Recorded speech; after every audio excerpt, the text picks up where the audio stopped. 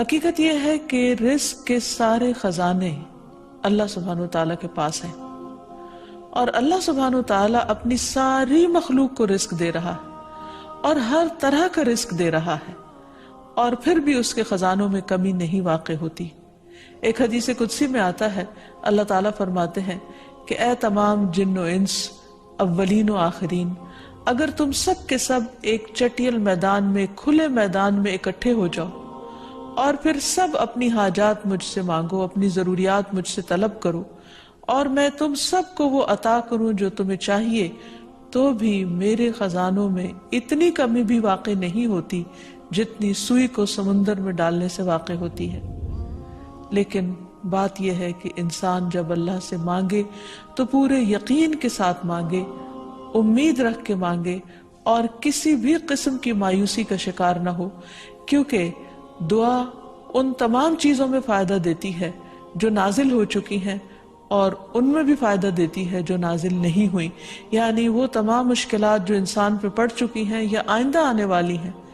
ان دونوں کے سلسلے میں دعا کرنا انسان کو فائدہ دیتا ہے۔ لیکن یہ یاد رہے کہ دعا کی قبولیت کے لیے انسان اپنی طرف سے بھرپور کوشش کرے، اور اس میں ایک کوشش یہ کہ جب اللہ سے مانگے تو پہلے اللہ سبحانہ وتعالیٰ کی تعریف کے کلمات کہے، تسبیحات پڑھے، اور پھر اس کے ساتھ ساتھ درود شریف پڑھے۔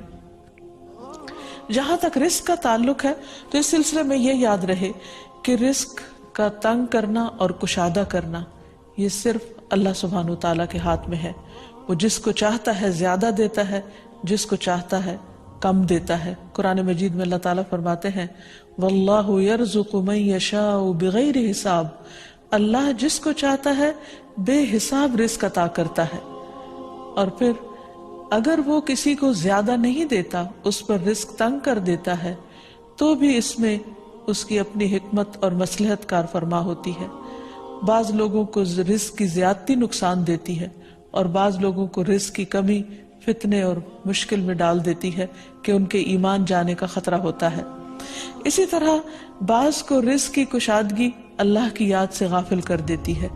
یعنی انسان مختلف مزاج کے ہوتے ہیں، تو اللہ تعالیٰ چونکہ بندوں پر مہربان ہے، وہ جانتا ہے کہ کس بندے کے ساتھ اسے کیسا معاملہ کرنا ہے، کسے زیادہ دینا ہے اور کسے کم دینا ہے۔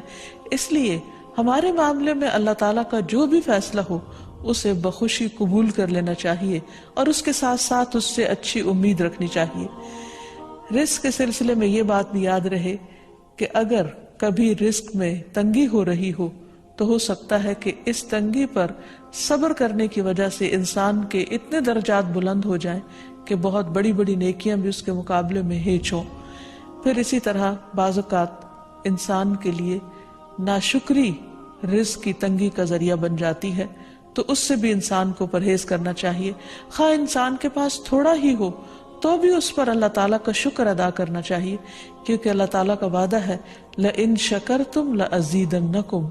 اگر تم شکر ادا کرو گے تو میں تمہیں اور زیادہ عطا کروں گا۔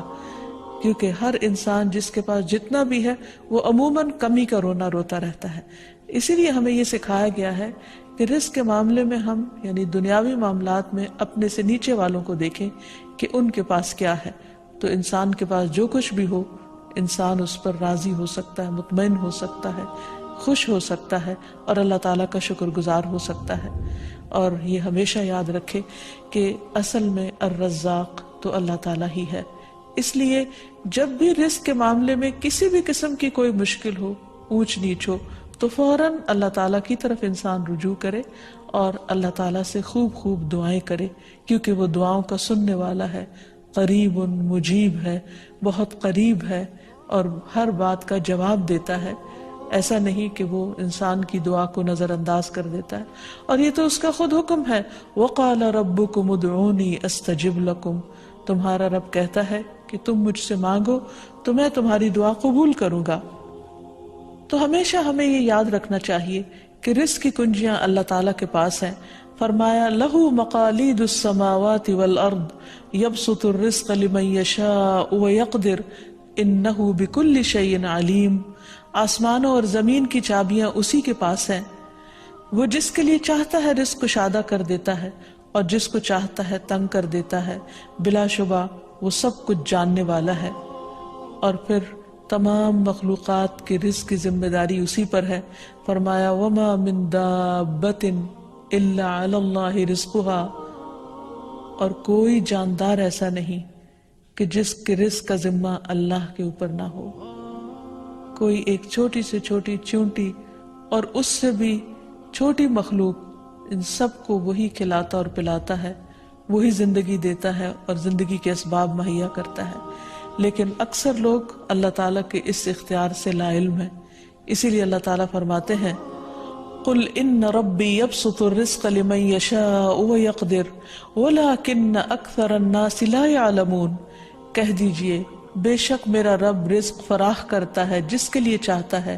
اور تنگ کر دیتا ہے، لیکن اکثر لوگ علم نہیں رکھتے۔ یعنی بہت سے لوگ اس حقیقت کو بھول جاتے ہیں،